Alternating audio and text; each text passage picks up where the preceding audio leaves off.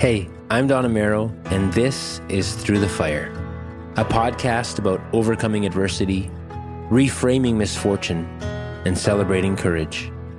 On this show, you're going to meet some really incredible people who have been through some heavy stuff, but they've come through the other side. And the hope is that you're encouraged and inspired by the words that you hear. Hello, I'm Don Amero, and this is my podcast, Through the Fire, where guests are sharing how they get through the toughest times in their life.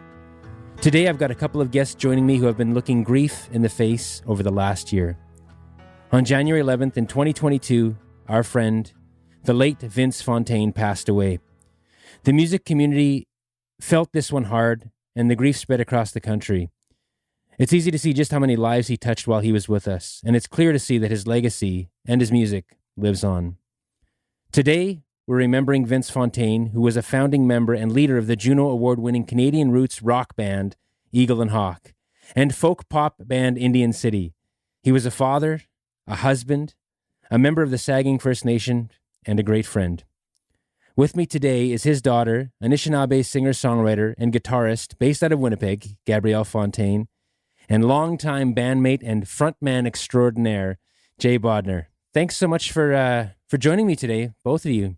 Thank you for having us, Don. Thank you for bringing us on and talking about Vince. Yeah, I mean, it's been over a year, so I think this conversation is long overdue. You guys have both been pals of mine and people who I've had a chance to work with and sing on stage with. Jay, most notably Indian Car with you a number of times. Can't forget Indian Car. When I look back at my time with Vince, I feel like I have always, I'll tell you this, Vince was the first one to sort of believe in Don Amero. I remember thinking back about 15 years ago when I was getting into this business full time. It was Vince who kind of first took me under his wing. I was working with Chris Bergaffney and Aaron Chattervetti down at the studio on Main Street. And Vince became a mentor of mine immediately and saw something in me and really invested energy and time and resources into what I was doing right from the get-go. And I've always felt indebted to Vince because of that, because I think without believers, it's really hard in this career to feel like you can keep going. And I'm so glad that Vince is one of those first early on. For you, Jay, when you think back to our pal Vince, what's the legacy that sticks with you now about Vince? You know, we've been asked this question quite a bit this past year, and it's really not a cliched answer. It is really, he was a bridge builder. I mean, certainly trying to move the needle for not only himself as a guitar player and a musician and a songwriter, but then an Indigenous guitar player, musician, songwriter. And then ultimately, I think he saw the gaps in that presence, that representation. And as his career grew, you know, we would often see him stepping out of the performing spotlight and into more of a, you know, being a producer, production, putting on part of designing festivals and content. And he truly believed, which is one of the things that was an anchor for me, was that idea of building bridges between the Indigenous world and the non-Indigenous world. I mean, even back in Eagle and Hawk, I think Eagle and Hawk did start off, even from its very earliest inception, it was a mixed bag of different cultures being represented, doing reconciliation before reconciliation was the term of the day. Really, we didn't see that's what we were doing. We just thought we were in a great rock band. We were always cognizant that we were flying the flag and representing. And for the non-Indigenous peeps in the band, you know, it was a learning curve, and it was straight up building bridges. And that's what I think the legacy is, for sure, and moving the needle in this country for Indigenous art. That's so cool to hear. I don't know if you know this, but I had a business card going around for a while. It said Don Amero, a voice bridging the gaps. Nice. So clearly he had an impact on me as well. Gabrielle, when you think of your dad, and I'm so honored that you're here because you carry the most history with this guy. Although now when I think about it, you and Jay probably know your dad about the same amount of time, to be honest. Yeah. Yeah, maybe Jay a little bit longer. She's got a year in.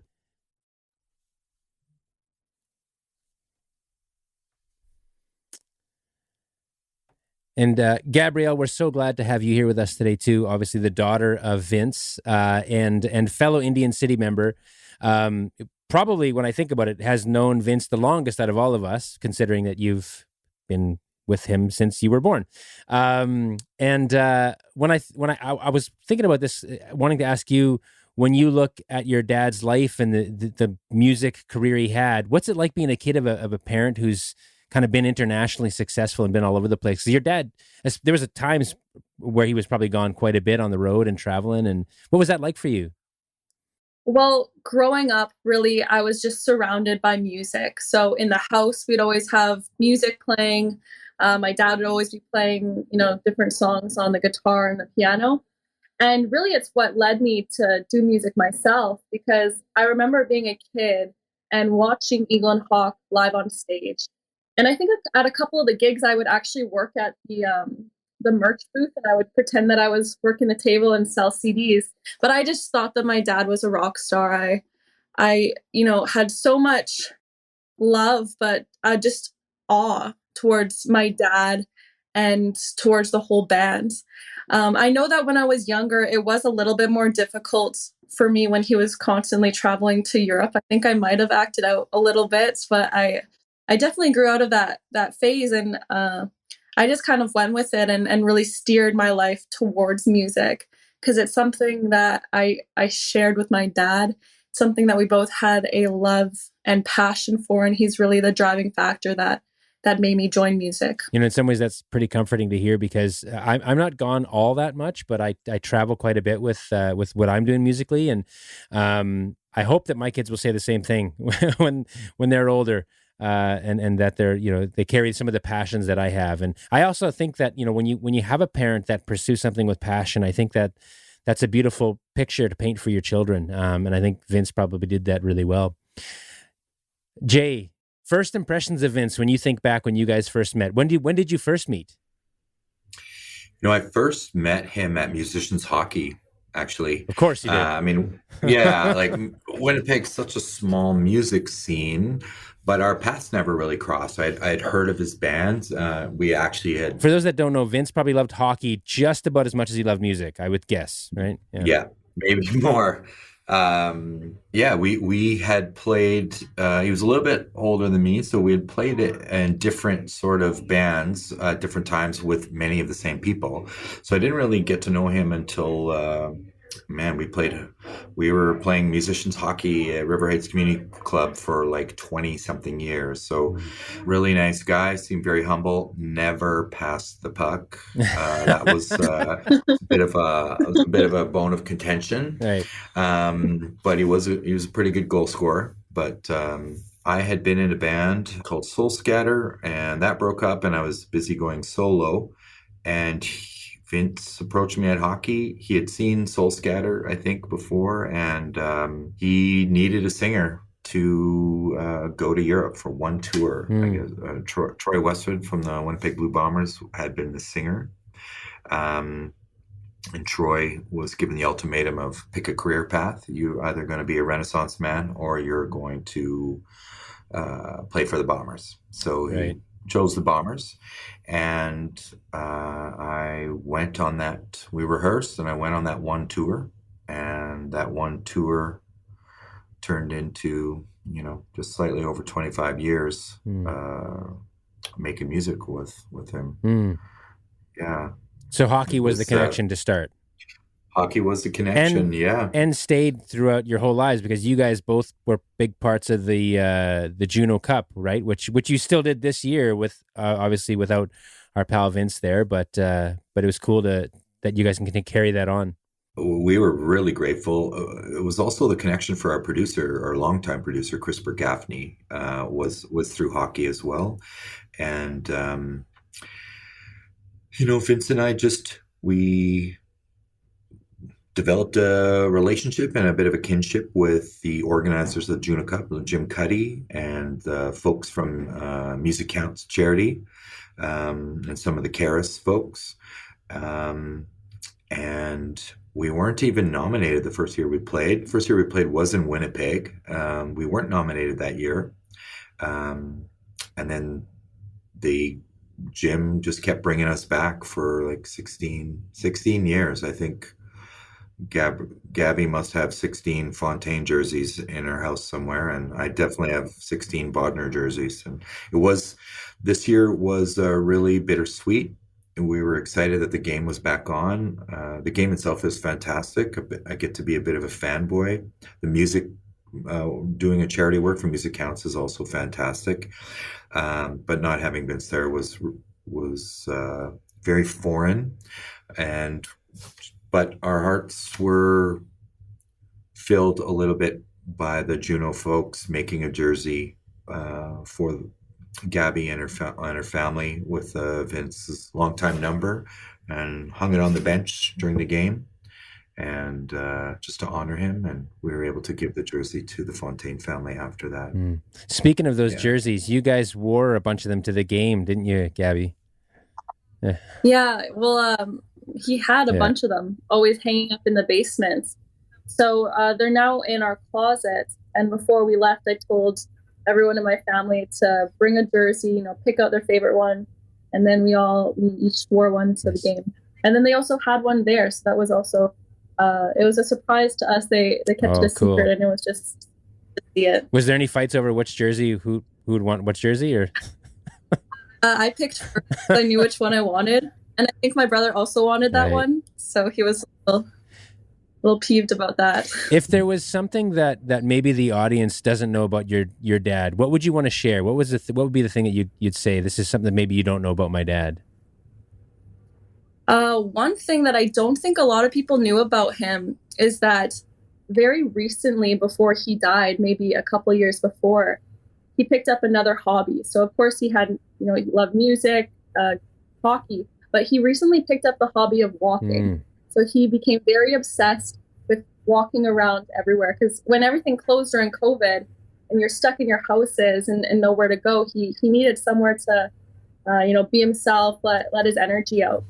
And what he started doing is he would drive to different areas in Winnipeg, different neighborhoods, and he would just walk around that neighborhood. He wanted to see, the kind of people that were in each neighborhood, what kind of businesses, who lived in these neighborhoods, and he liked to pretend like he was actually living within those neighborhoods. And so he picked up walking, and he actually started doing it with my sister as well. And they would start doing mall walking when it was the winter, and they would go to the outlet mall near the IKEA, and they would just walk laps around the outlet mall to the point where the security guards knew where he was. I've chatted with your dad a couple of times, because around that season he kept calling me and saying that he was doing became a mall walker, which I thought was great. It's funny because when you say that, one of my greatest memories of my time with your dad, we played with the Thunder Bay Symphony Orchestra as Indian City a bunch of years ago, and we had a day to ourselves, and so we ended up just going for a walk, like a little hike through some sort of backwoods trail, and it was icy and kind of chilly. And we both had our like musician shoes on. They weren't like walking shoes. So they were like, there's no grip on the bottom. So he and I slipped and slid through that whole walk. And we laughed so hard a number of times. And just, I think for me, that walk in particular solidified our relationship in a big way. And so I think I've actually got a great picture. I'll actually, when I'm done, I'll send it to you guys of your dad and I taking a walk a couple years ago in Thunder Bay. It was beautiful. I got a question for both of you, because Vince was such an inspiration for me and an encouragement to me. Who did Vince look up to? Who carved a path for him? Is that something you'd be in the know of? I think so. Vince was, as far as music goes, he started really as a blues rock guitar player. So he loved Led Zeppelin. He liked Jimi Hendrix. So sort of the late 60s, 70s, what we now say classic rock. He did, his taste really sort of grew as we all grew. He really loved the bands like Arcade Fire, or just, I mean, I know that's a little bit tricky subject these days, but just how it was structured. So he Santana. looked up to that. Santana for sure. Oh man, how did I even forget Santana when the first Indian City record was called Super Nation? Yeah. Yeah, man, he loved Santana. Yeah. He loved the Doors, and he loved everything was sports analogies. Everything was hockey analogies with us. So that time period of music and hockey. So he even sort of structured the lineups. He would even talk about who's on this lineup, very similar to how a hockey team would speak. So for sure, yeah, blues rock. Yeah. Hey, we're going to take a quick break. More with Gabrielle Fontaine and Jay Bodner in just a moment.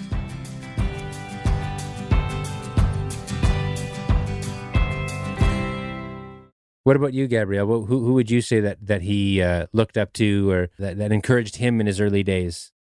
I think Jay's already gone through a lot of the musicians, but I know some other people that really inspired him and led him to where he, ultimately wound up going, was his family, and specifically his mom, Nora Fontaine. And she was one of the first people from our reserve, Saugeen First Nation, to leave and go to Winnipeg. And she brought Vince. Vince grew up in Winnipeg. And, it made my dad see that Indigenous peoples can offer themselves to the world in a way that wasn't typically allowed before. And he wanted to break out of stereotypes. He wanted to do something that, he never saw people that looked like him do before. He wanted to make music. He wanted to inspire the younger generation. And really, when he got older, he wanted to do what his family had done to him. He wanted to inspire the younger generation to push themselves, to follow their dreams, to partake in music or arts or whatever it is that they wanted to do. I'm reminded of how Vince would call me weekly, bi-weekly, and he would call just with no agenda, just to say, "Hey, how you doing?" Checking in on me.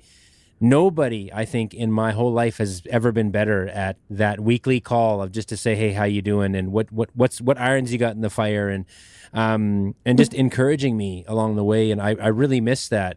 And I've heard, I was there for Vince's funeral, and I've heard a number of people say that same thing. Where does that come from for your dad? Like your dad, again, being a community and bridge builder, has he always been that way? I think so. My dad, for as long as I've known, has always been on the go. He's always been out the door, going somewhere else, constantly on the phone with people. He's very much an extroverted person that always wanted to be in contact with other people. And when my dad died, every single person that would offer their condolences to me would say, "I was just speaking to your dad the other day or the other week." And that's how frequently he would check up on people. He would call people so often.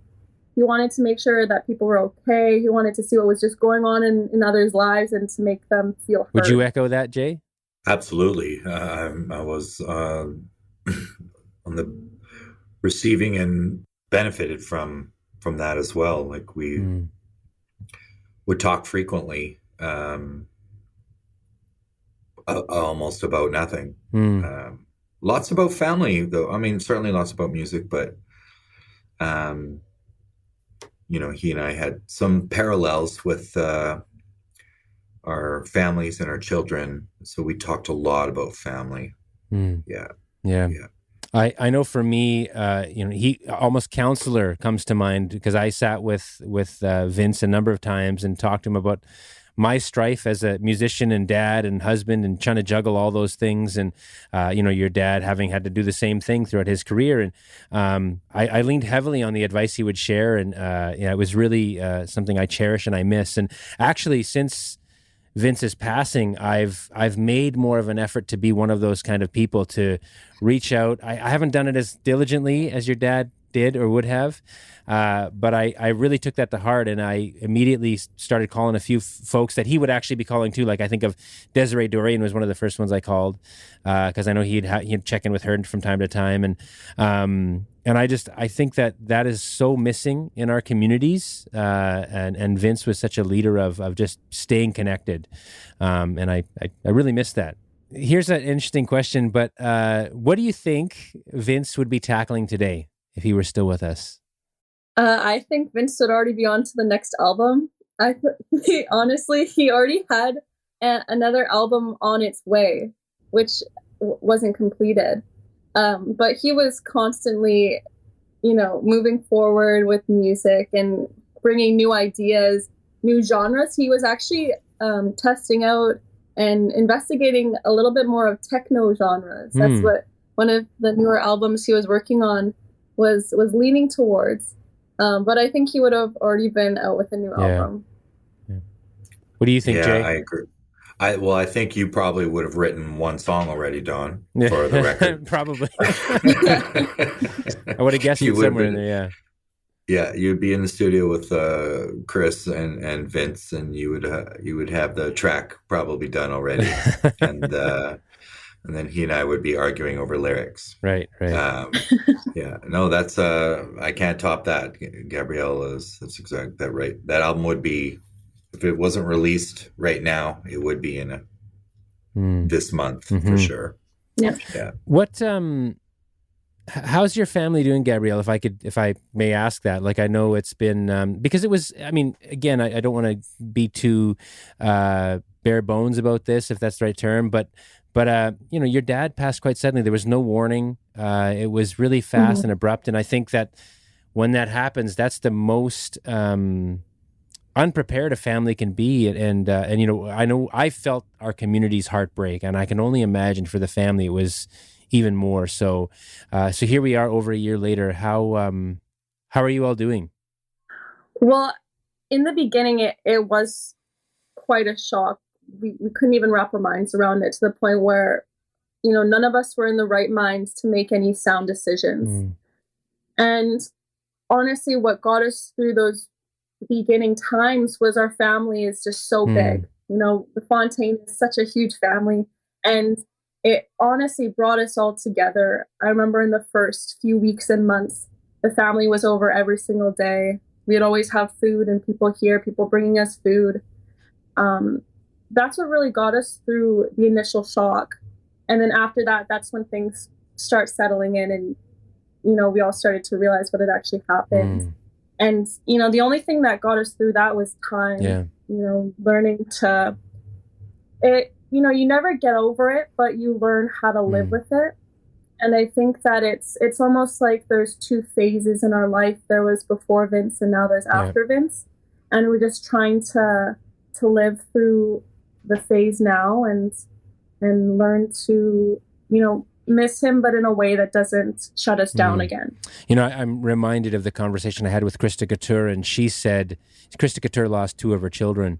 And she said, it never gets easier, but there's something to be said about the passage of time. And when that happens, the scar is always there, but you're always reminded. But life, because the circle of life continues, I think you're able to dive into other things, and I think that for her, that really spoke to me. That the passage of time really helps, and her encouragement to others was, when you're dealing with tragedy, just stay the course, even if staying the course means laying in bed and waiting, because I think that passage of time actually does mean something. So that hearing that from you is again an affirmation of that. I would just ask about music projects, because obviously Eagle and Hawk and Indian City were two big projects for Vince, and Indian City the last 10, 12 years, and Eagle and Hawk 25 plus years. I see Indian City carries on. Tell us about that, Gabrielle. I know you're involved in it. And Jay, you're kind of in and out with that. I could be wrong, but catch me up. Well, we'll let Gabrielle start before I steal all the things to say. So after my dad did pass, going forward, when we were in the right mind to make a decision, we decided to keep Indian City going. And Jay is in it full time now. He's actually our band manager. He schedules all of the gigs or the rehearsals. And in the beginning, it was a little bit difficult because, no one could really replace what my dad did. He did so much work, and we didn't even realize how much work he did until he was gone. So since then, it's really been this, difficult time of trying to transition to having a band without someone with Vince's skill set. But we all know that we want to keep doing it, and we all have this passion to keep doing it. And that's why we're still here.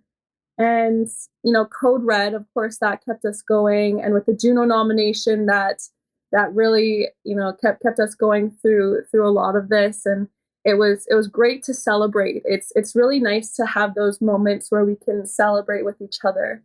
And now the next steps for us is we just really want to get into the creative side and start songwriting.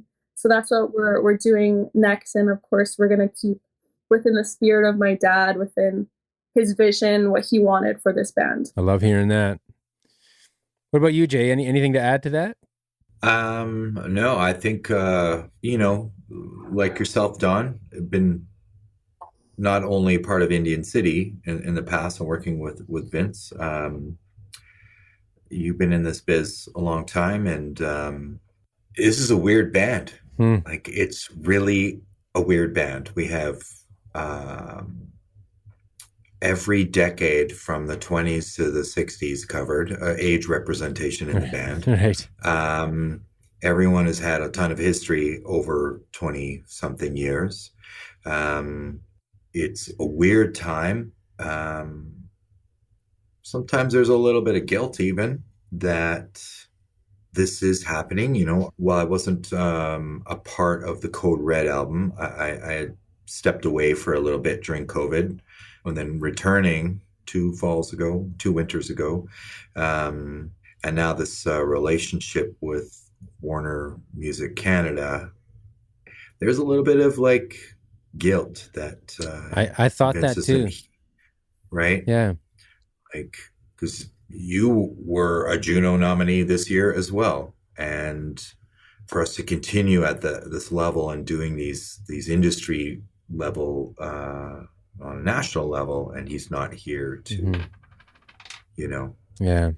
It's I can't say that I'm grateful to be back at it. I'm grateful for the relationship between Gabrielle and I that has formed.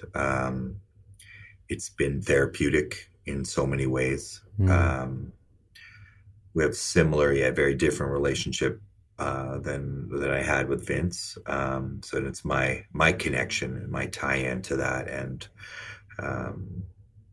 I'm very grateful for that. So I'm very grateful to continue moving the needle that Vince dropped on the record, if you will. Again, these words come to me as you're talking, Jay, and I thought, because Vince has obviously he mined so much for Eagle and Hawk and for Indian City, and then here we are with these. You reach the gold mine, right? With the things that are coming about, like you say, with these partnerships and the exposure for a band like Indian City. But I cling to the quote that I heard a number of years ago is. It's a good world when old men plant trees that will grow to shade they will never live under. Wow. And I think that that's what Vince did here. He planted a tree that it's the shade he won't live under, but I think he'll be so proud of that he planted that tree, and here it is growing and flourishing. And, you're both a major part of that.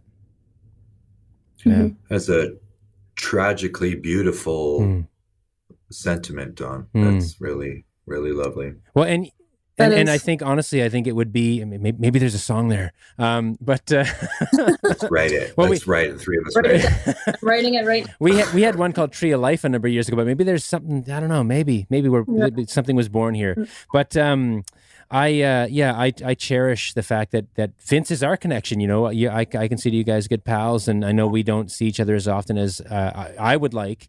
But I hope that we can have a chance to connect more in the near future. And I know my career and my family life takes a lot of energy and takes me away a lot. But I hope you don't stop calling and don't stop texting, and because I would appreciate to even have the invitation means a lot. So I always appreciate that. I appreciate you both very much. Yeah, of course. Then we should be writing a song for the next Indian City record. Count me in.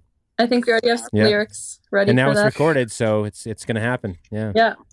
Well, Dawn, have you been on all three, every Indian City record? No? I was part of the kind of sort of inception phase of Indian City when Vince had started this band. I don't know if I was one of the first calls, but I know I was high on his list of people to connect with, and the better part of 4 or 5 years. And my solo career just kind of kept opening there. And I just felt like I couldn't split myself between the two. And long story short, I had to step away from Indian City as a full-time member, but I could guest on things. But I'm happy to continue being that guest for you guys. I think I've always been proud of the work that I've been part of with Indian City. So please call. We will call like right after this. For me, it really means so much for you, Dawn, to be in it, because you were the reason that I was brought into Indian City when you and my dad were sitting right here where I'm sitting right now. You guys were writing the song Through the Flood. And I think I just came down maybe in my pajamas or something. And my dad said, come over here. We need a, female voice in this. We need a female perspective. Yeah. And that's how we got Through the Flood. And that song is incredible. There's a music video out there if you want to go check it out. And we're in that one together, and really proud of that one too. And I think, the collaboration, I think, is one thing that we haven't done enough of within the Indian City community. So let's keep doing that. But on that note, I want to just say thanks to both of you to come on here and talk about honoring Vince and the journey that we walked with him up till now, and the journey continues with his spirit here. So appreciate you all. Thank you for having us. Thank you so much for including us and bringing on to your show. This is it's been very nice. Thank you, Don. Thanks, my friends. My next guest is Mike Denny, a name you may or may not know. He's the guy behind my record label, MDM Recordings, and the founder of the Henry Armstrong Award, which I'll tell you more about on the next episode. Thanks for listening. As I always say, it takes a village to run things here at Through the Fire, and I want to thank my village, executive producer Sarah Burke, administrators Lori Brown and Alan Greyeyes, video and audio design by Chris Gaudry and his team at 44 Films, Feisty Creative for their design work, social media support by Johnson Design Company, and last but far from least, I want to thank our technical producers, Matt Kundle and Evan Serminski from the Sound Off Media Company. I look forward to sharing more great conversations just like this one on the next Through the Fire. You see the light. Produced and distributed by the Sound Off Media Company. A woman of ill repute is a person who's found success in non-traditional ways, often risking the disapproval of society. They're usually fearless, and more often than not, they're quite funny. They're certainly interesting, and sometimes inspirational. I'm Maureen Holloway, and along with my friend, noted broadcaster Wendy Besley, we talk to these women on our podcast, and we call it Women of Ill Repute. You might like it. Lots of people do. And all you have to do is listen on Apple Podcasts, Google Podcasts, Spotify, or you could go to our website at womenofillrepute.com. That's kind of our online home. And while you're there, it wouldn't hurt you to sign up for our newsletter. I'm just saying.